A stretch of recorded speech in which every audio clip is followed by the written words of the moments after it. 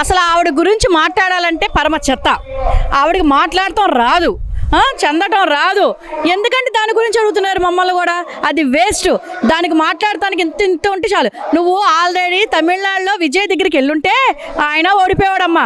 నువ్వు ఎలక స్టాలిన్ దగ్గరికి వెళ్ళావు. ఆయనకి తెలియక నీ లెగ్ గురించి నీ మహిమ గురించి తెలియక స్టాలిన్ గారు నేను పిలిపించుకున్నారు. విజయ్ గారిని పిలుచుకుని ఉంటే పాపం చెత్తగా ఓడిపోయేవాడు. నువ్వు అసలు పవన్ కళ్యాణ్ ఊసెత్తుదండి. పవన్ కళ్యాణ్ గారి కాలి గోటి కూడా నువ్వు సరిపోలేవు. ఎందుకు పవన్ కళ్యాణ్ ఎగిరెత్తంతరా? ముందల నీ నగరిలో నువ్వు నిన్ను వెళ్తే ఎగిరెగిరి తంతానికి రెడీగా ఉన్నారు. అది చూసుకుని మాట్లాడు. ఒక ఆడదాని అయ్యి నువ్వు ఒక మా ఎమ్మెల్యే పోస్ట్లో ఉండి మినిస్టర్ పోస్ట్లో ఉండి ఆ ప్రభుత్వంలో నువ్వు మాట్లాడటానికి ఇంత జ్ఞానమైన ఉండాలి. నువ్వు ఆడదానివేనా అసలు? పవన్ కళ్యాణ్ గారిని ఎగిరెగిరి తన్నే అంత స్టేజ్ ఉంటే మన ప్రధానమంత్రి మోడీ గారు ఆయన ఇంటికి రారమ్మా.